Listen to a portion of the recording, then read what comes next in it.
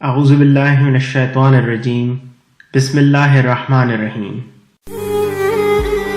تکبیر T V کے مولوی محمد دین سیالوی صاحب نے وفات مسیح سے متعلق 10 سوالات احمدی مسلمانوں کے سامنے پیش کر رکھے ہیں۔ موصوف بار بار بڑے کر و فر سے اعلان کرتے ہیں کہ کوئی احمدی ان سوالات کے جوابات نہیں دے سکتا۔ مولوی صاحب کے یہ سوالات دجل و فریب اور ملمہ کاری کا شاہکار ہیں، لہٰذا ان کے جوابات وضاحت طلب ہیں۔ مگر جب بھی کوئی کالر لائیو پروگرام میں ان میں سے کسی سوال کا جواب دینے لگتا ہے تو مولوی صاحب نہ صرف اسے بار بار ٹوکتے ہیں بلکہ جیسے ہی یہ محسوس کرتے ہیں کہ یہ کالر تو ان کے دجل کا پردہ چاک کرنے جا رہا ہے تو موصوف بڑی چالاکی سے اس کی کال کاٹ کر ناظرین کو یہ تاثر دیتے ہیں کہ وہ جواب نہیں دے پایا اور بھاگ گیا۔ مولوی صاحب کو شاید یہ علم نہیں کہ یہ انفارمیشن ٹیکنالوجی کا دور ہے اور یہ کہ یوٹیوب ان کے اس دجل و فریب پر زیادہ دیر پردہ نہیں پڑا رہنے دے گا، بلکہ جلد ہی نہ صرف ان کے اس دجل و فریب کا پردہ چاک کر دے گا بلکہ موصوف کے کھوکھلے پن کو بھی دنیا پر آشکار کر دے گا۔ آئیے ناظرین مولوی صاحب کا پہلا سوال خود ان کے الفاظ میں سنتے ہیں۔ پہلا سوال جو میں نے کیا تھا پھر اس کو دہرا رہا ہوں، روحانی خزائن جلد نمبر 1 صفحہ نمبر 593 پر یہی بات مرزا صاحب لکھتے ہیں کہ حضرت عیسیٰ علیہ السلام آسمان پر تشریف لے گئے اور وہ دوبارہ نازل ہوں گے۔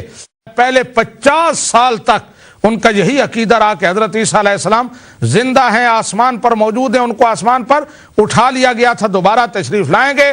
لیکن 1889 میں یا 1890 میں انہوں نے یکدم وہ یو ٹرن لیا۔ تو پھر کیا لکھا؟ روحانی خزائن جلد نمبر 22 صفحہ نمبر 660 پہ لکھا کہ حضرت عیسیٰ علیہ السلام کو زندہ ماننا یہ سری شرک ہے۔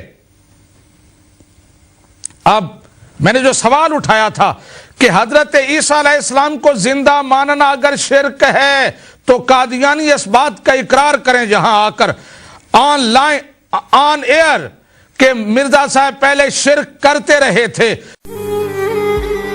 اول تو یہ بات ملحوظ خاطر رہے کہ روحانی خزائن جلد نمبر 22 صفحہ نمبر 660 میں حضرت مسیح موعود علیہ السلام نے حیات عیسیٰ علیہ السلام کے عقیدے کو شرک عظیم یعنی بہت بڑا شرک لکھا ہے، نہ کہ صریح شرک، جیسا کہ ناظرین اصل عبارت بمع ترجمہ میں بھی دیکھ سکتے ہیں۔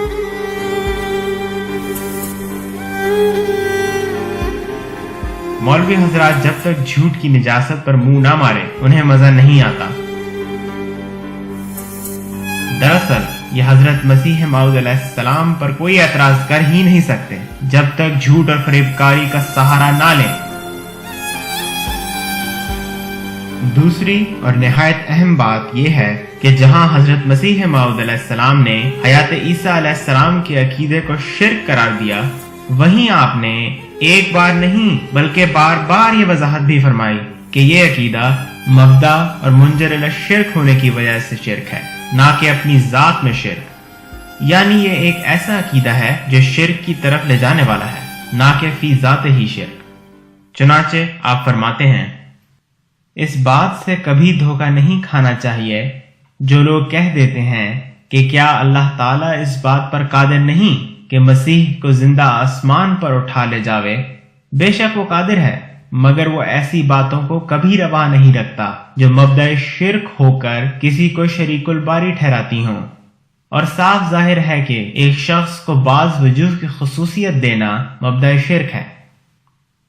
پھر اسی مضمون کو ایک اور جگہ واضح کرتے ہوئے آپ علیہ السلام فرماتے ہیں حالانکہ نذیر کا پیش کرنا 2 وجہ سے ضروری تھا، ایک اس غرض سے کہ تا حضرت عیسیٰ کا زندہ آسمان کی طرف اٹھائے جانا ان کی ایک خصوصیت ٹھہر کر منجر الی شرک نہ ہو جائے۔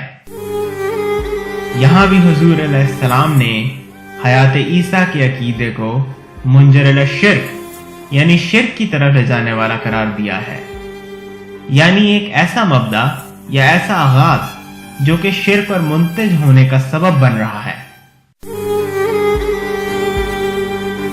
जहां तक मौलवी साहब के पेश करदा रूहानी खजाइन के उस हवाले का ताल्लुक है कि जहां आप अलैहिस्सलाम ने हयात ईसा के अकीदे को शिर्क करार दिया, तो वो इल्म व अदब में राइज उस तरीके के ऐन मुताबिक है कि जहां मबदा यानी आगाज को नतीजे का नाम दे दिया जाता है। मबदा को नतीजे का ये नाम दिया जाना, या दूसरे लफ्जों में आगाज को अंजाम का नाम देना, इल्म व अदब में जाना पहचाना तरीक है। मगर सियालवी साहब को इल्म व अदब से क्या मस।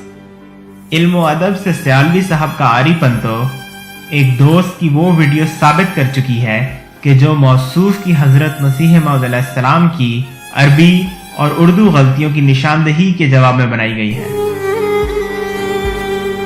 बहरहाल मौलवी साहब ने बगदादी कायदे के अलावा कुरान करीम का वो तर्जमा तो पढ़ा होगा जो कि बरेलवी उम्मत के बानी अहमद रजा बरेलवी साहब ने किया है।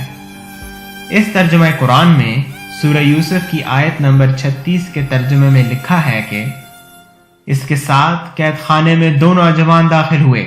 इनमें से एक बोला, मैंने ख्वाब में देखा है कि मैं शराब नचोड़ता हूं।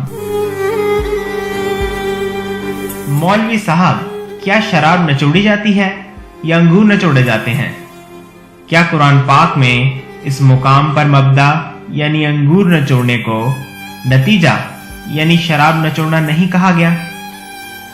क्या यहां भी आप अपने उस जाहिलाना उसूल के मुताबिक झूठ की तोहमत लगाएंगे कि जिस उसूल के तहत आप हजरत मसीह मौऊद अलैहिस्सलाम पर झूठ की तोहमतें लगाते हैं? आप जैसे जाहिल से तो कोई उम्मीद नहीं कि आप यहां भी आए बाएं शाएं शुरू कर दें और कहें कि हजरत यूसुफ अलैहिस्सलाम के जमाने में शराब ही बराह रास्त नचोड़ी जाती थी, ना कि अंगूर। तो अर्ज है कि जरा अपने इस तर्जुमा कुरान की तफसीर पर भी नजर डाल लें कि जहां लिखा है कि दरअसल कैदी ने अंगूर के 3 रसीदा खोशे नचोड़े थे, ना कि शराब। बस साबित हुआ कि हजरत मसीह मौऊद अलैहिस्सलाम ने हकीकतुल वही में हयात मसीह के अकीदे को इसी मजाजी रंग में शिर्क फरमाया है कि जैसे कुरान करीम ने सूरह यूसुफ की मज़कूरा आयत में मबदा को नतीजे का नाम दिया है। और ये बात हम अपनी तरफ से नहीं कह रहे, बल्कि ये बात हमने हजरत मसीह मौऊद अलैहिस्सलाम की कुतुब के हवालों से साबित की है कि आप हयात ईसा अलैहिस्सलाम को दरअसल मबदा शिर्क ही करार देते थे, ना कि ज़ात ही शिर्क। यहाँ ये बात भी काबिल जिक्र है कि हजरत मसीह मौऊद अलैहिस्सलाम का हयात ईसा अलैहिस्सलाम के अकीदे को मबदा शिर्क करार देना एक ऐसी ठोस हकीकत है कि जिसका इनकार मुमकिन नहीं। ये वही जमाना था कि जब यही हयात ईसा का अकीदा लाखों मुसलमानों के ईसाइयत में दाखिल होने का सबब बन रहा था। ये एक ऐसी हकीकत है कि जिसका जमात अहमदिया के मुखालफीन भी इकरार किए बगैर ना रह सके। चुनांचे हकीमुल उम्मत कहलाने वाले मौलाना अशरफ अली थानवी के तर्जुमा कुरान के दीबाचे में लिखा है कि ये हयात मसीह का ही अकीदा था कि जिसकी बिना पर पादरी हजरात तमाम हिंदुस्तान को ईसाई बनाने के ख्वाब देखने लगे थे, क्योंकि इनका ये हरबा कामयाब हो रहा था। नीज ये कि ये सिर्फ मिर्जा गुलाम अहमद कादियानी साहब ही थे कि जिन्होंने इन पादरियों को हिंदुस्तान से लेकर वलायत तक शिकस्त दी। नाजरीन, ये वो दौर था कि हयात मसीह का अकीदा आम लोगों को ही नहीं बल्कि बड़े बड़े मौलवियों को भी ईसाइयत के शिर्क में धकेल रहा था। यहां तक कि मौलवी इमादुद्दीन, मौलवी रजब अली, मौलवी हमीदुद्दीन, मौलवी हिसामुद्दीन, मौलवी सफदर अली और मौलवी अब्दुल्ला आथम ना सिर्फ ईसाई हो गए बल्कि पादरी बन गए थे। अब जबकि मौलवी सियालवी साहब के सवाल नंबर 1 की बुनियाद ही पाश हो चुकी है, तो इस बात की जरूरत नहीं रहती कि इस सवाल से मुताल्लिक उनके ज़िम्नी सवाल का भी जवाब दिया जाए।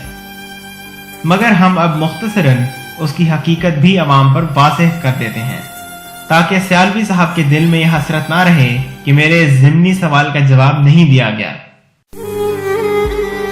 सियालवी साहब का वो ज़िम्नी सवाल ये है اور پھر بات صرف یہاں تک نہیں ٹھہرتی کہ مرزا غلام احمد قادیانی شرک کرتا رہا، بلکہ 1300 سال تک پوری امت شرک پر جمی رہی، بلکہ نبی رحمت صلی اللہ علیہ وسلم پر بات جا کر یوں سمجھے کہ ان پر یہ ظالم شرک کا فتویٰ لگا رہے ہیں۔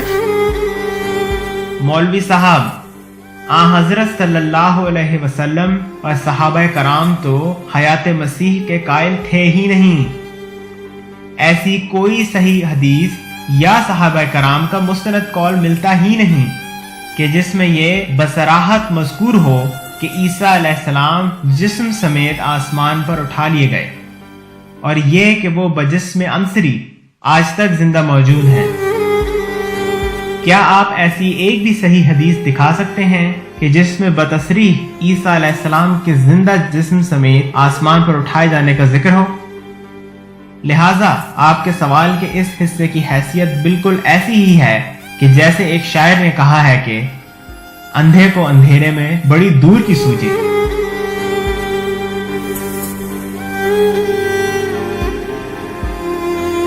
حضرت صلی اللہ علیہ وسلم نے 3 صدیوں کو خیر القرون فرمایا تھا۔ یہ اس بات کی طرف اشارہ تھا کہ اعمال اور عقائد میں بگاڑ ان 3 صدیوں کے بعد پیدا ہوگا۔ واقعات بھی یہی ثابت کرتے ہیں کہ حیات مسیح کا عقیدہ حضرت صلی اللہ علیہ وسلم کے 300 سال بعد ہی منظر عام پر آئی۔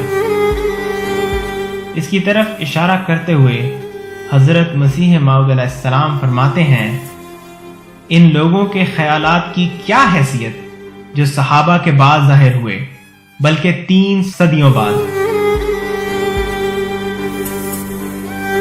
اب آخر میں ہم سیالوی صاحب کے سوال کے اس حصے کو لیتے ہیں کہ جس میں موصوف فرماتے ہیں کہ اگر حیات مسیح کا عقیدہ شرک ہے تو کیا تمام امت اور اس کے اکابرین شرک میں مبتلا رہے؟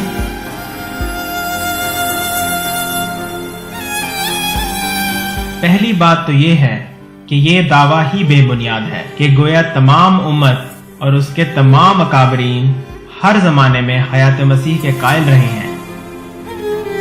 سیالوی صاحب، آپ کی اطلاع کے لیے عرض ہے کہ امام مالک، امام ابن حزم، امام شلتوت، عبید اللہ سندھی، سر سید احمد خان اور بہت سے دوسرے اکابرین وفات مسیح کے قائل تھے۔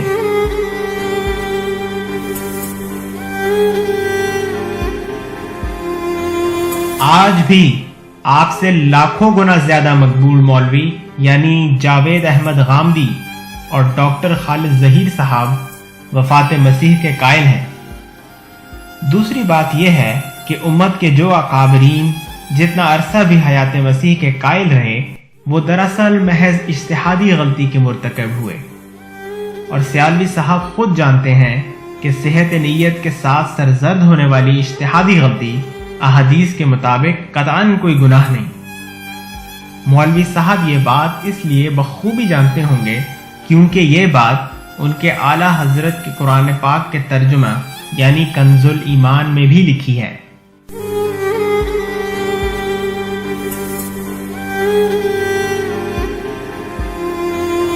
یہ ایک حقیقت ہے کہ امت کے کئی اکابرین کو حیات مسیح کی اجتہادی غلطی نزول عیسیٰ کی احادیث کی بنا پر لگی، جیسا کہ عالمی مجلس تحفظ ختم نبوت کے مولانا یوسف لدھیانوی صاحب اسی حقیقت کا اقرار کرتے ہوئے اپنی کتاب نزول عیسیٰ علیہ السلام کے صفحہ نمبر 20 پر لکھتے ہیں کہ جو لوگ حیات کے قائل ہیں وہ ان کے نزول ہی کی خاطر قائل ہیں۔ چونکہ نزول عیسیٰ سے متعلق احادیث مستقبل کی پیشگوئیوں پر مشتمل تھیں اور پیشگوئیاں متشابہات کے زمرے میں آتی ہیں، اس لیے ایسے امور میں اجتہادی غلطی کے امکان کو رد نہیں کیا جا سکتا، خصوصاً ایسی صورت میں کہ جب یہ بتا دیا گیا ہو کہ ایسے امور میں خود انبیاء کرام بھی اجتہادی غلطی کے مرتکب ہو سکتے ہیں۔ جیسا کہ صحیح احادیث میں آتا ہے کہ حضرت صلی اللہ علیہ وسلم کو جب رویا صادقہ کے ذریعے کھجوروں والی بستی کی طرف ہجرت کی خبر دی گئی تو آپ صلی اللہ علیہ وسلم نے اولاً سمجھا کہ یمامہ کی طرف ہجرت کا حکم ہے، مگر بعد میں یہ کھلا کہ یہ تو مدینہ کی طرف ہجرت کا اشارہ تھا۔ کہتے ہیں کہ خالی برتن بہت شور کرتا ہے۔ یہ سیالوی صاحب کا کھوکھلا پن ہے جو آج کل بڑے شور کی صورت میں سامنے آ رہا ہے۔ ایسا شور کہ جو نتیجتاً دنیا کو خود ان کی جہالت پر مطلع کرنے کا سبب بن رہا ہے۔